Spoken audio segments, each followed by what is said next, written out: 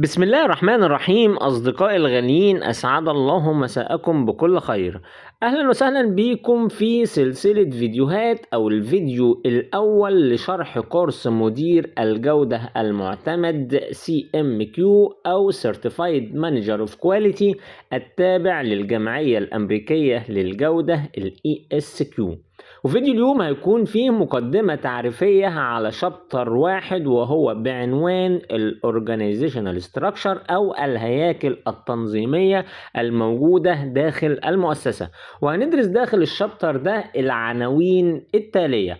أول حاجة وهي القيادة أو الليدرشيب، وهنعرف فيها إيه هي القيادة الاستراتيجية أو الاستراتيجيك ليدرشيب، وإيه هي القيادة التشغيلية أو الأوبريشنال ليدرشيب، وهنعرف كمان إيه الفرق ما بينهم. تاني حاجة هنعرفها في الشابتر ده وهو العنوان رقم 2 وهو معنى الأورجانيزيشن ديزاين أو التصميم التنظيمي داخل المؤسسة. والعنوان ده هندرس تحته حاجة تانية وهي الكومبلكستي، وهنعرف طبعا إيه هي.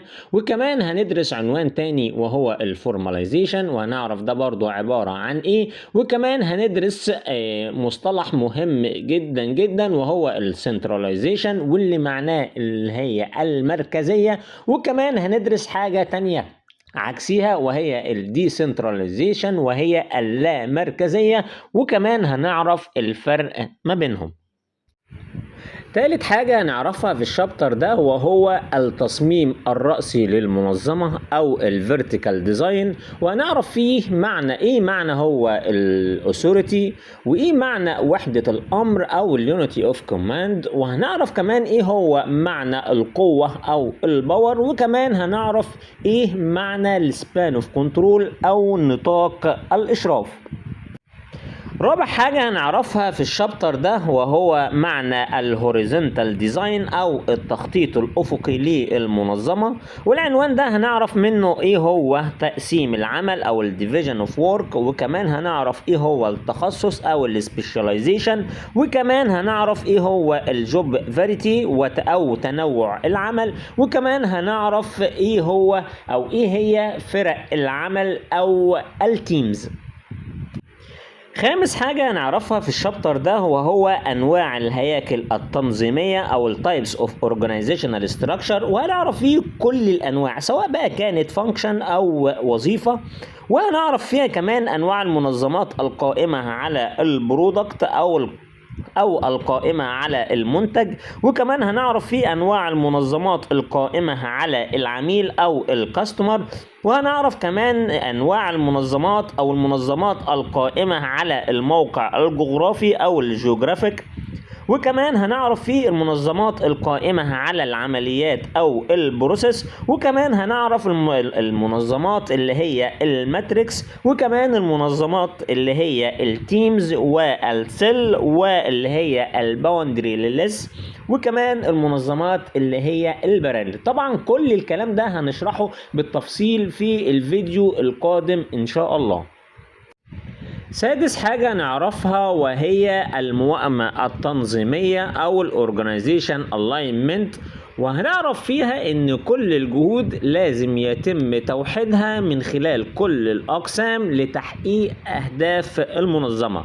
والجهود دي تمام بتبقى عباره عن الاستراكشر والبيبول والبروسيس والريسورسز، يعني كل المنظمه وكل الناس اللي موجوده بداخلها وكل العمليات وكل الموارد المتاحه لازم يتم توحيدها كلها مع بعض لتحقيق أهداف المنظمة.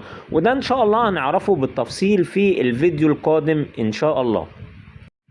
سابع حاجة هنعرفها في الشابتر ده وهو العوامل المؤثرة على الهيكل التنظيمي بتاع المؤسسة أو الفاكتور affecting on structure، وهنعرف بقى ان العوامل دي بتعتمد اعتماد كلي على حاجات كتيرة جدا، زي مثلا الاستراتيجي او الاستراتيجية، وبتعتمد كمان على الحجم او السايز، وبتعتمد كمان على اللي هي التكنولوجيا او التكنولوجي، وبتعتمد كمان على الكفاءات او الكومبتنسي، وكمان بتعتمد على الريجوليشن او اللوائح المنظمة، وكمان بتعتمد على المنافسة او الكومبيتيشن، وكمان على القوى العاملة او الورك فورس، وكمان على البيئة او الانفايرومنت. كل الكلام ده طبعا هنعرفه بالتفصيل في الفيديو القادم لما نخش في الكلام ده بالتفصيل.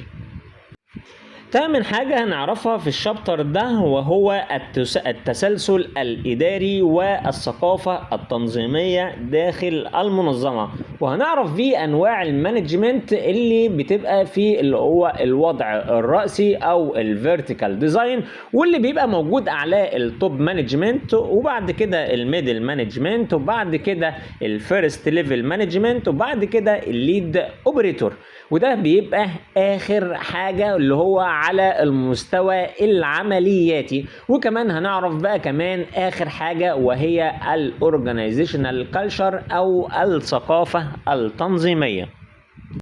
وبكده نكون خلصنا فيديو المقدمة وأخدنا فكرة سريعة عن كل العناوين والمحاور اللي هنشتغل عليها في الشابتر ده. أشوفكم على خير إن شاء الله في الفيديو القادم اللي هنبدأ فيه ندخل في التفاصيل، وهنمسك كل نقطة وكل عنوان واحدة واحدة ونشرحها ونفسرها بشكل مبسط، ونربطها بالكي وورد والسيناريو اللي ممكن يقابلك في امتحان CMQ. استنونا إن شاء الله الفيديو القادم. أشوفكم على خير. شكرا. سلام عليكم.